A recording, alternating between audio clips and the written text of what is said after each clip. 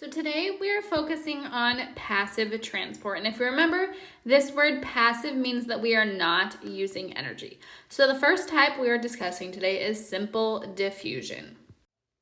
Simple diffusion is the spreading out of molecules across the membrane until equilibrium is reached. So we are trying to get to equilibrium, and equilibrium is when we have equally concentrated on both sides of the membrane. So if we look at an example, this means that our molecules are going to be moving down a concentration gradient from our high concentration to an area of low concentration. So if we remember, like we said about all of our passive transports, we are going down the slipper slide because it does not require any energy. And so some examples are when our cells move oxygen and carbon dioxide and other small non-polar molecules.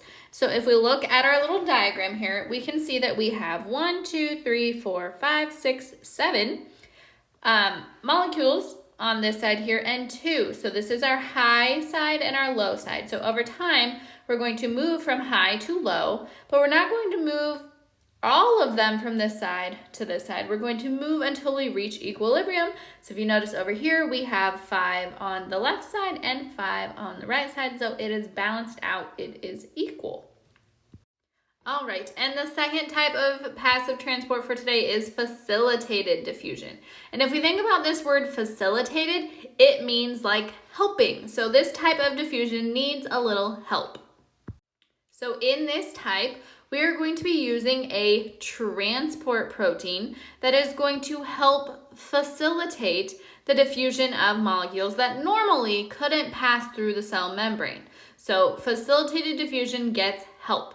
So the help that we are seeing comes from transport proteins, and they're going to act as a channel or a carrier.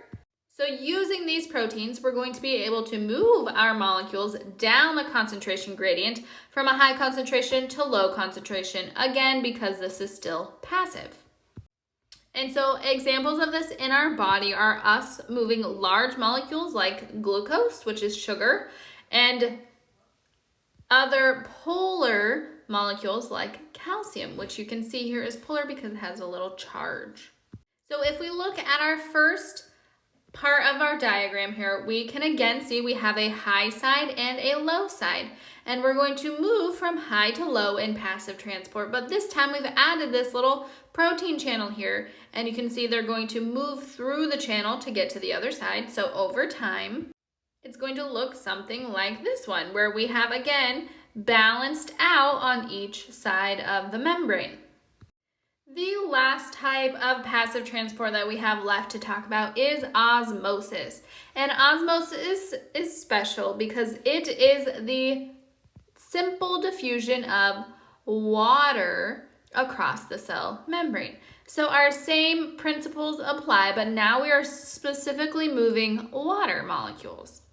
So our water molecules are going to be moving down a concentration gradient from high concentration to low concentration until equilibrium is reached, just like with our other passive transport types. But the thing to remember here, what gets tricky about osmosis, is that it's movement of water, but we need to think about the concentration or the solutes that are in the water. So high water concentration means that we're going to have a low solute concentration, and the opposite, if we have a low water concentration, this is going to mean we have a high solute concentration. So we always want to keep thinking about the water and not necessarily just the solutes. So if I have a highly concentrated lemonade, a strong lemonade, that means it has less water. So if we look at our diagram again, we have our molecule over here. We have in red our 3 solute molecules and a lot of solute molecules over here on this side. So over time, we are moving where there is less water, which is going to be the side that has more solutes. So you can see over here, we moved the water to the side with more solutes. So you kind of have to think in a backward sense That high water concentration is low solutes and vice versa. When we talk about osmosis, we're going to talk about 3 different types of solutions that we can put our cells into. And the first one of those is a hypertonic solution. And in hypertonic, the water concentration is lower than the cell's cytoplasm, meaning that if it's a lower concentration than the cell cytoplasm, there's more water in the cell than there is outside of the cell. So because of this, we're going to have a net movement of water out of the cell, which is going to cause our cell to shrivel. So you can see in our little picture over here, this is a red blood cell that we're looking at. We are having water move out of the cell, trying to balance out the water outside of the cell. The second type of solution that we will see is a hypotonic solution.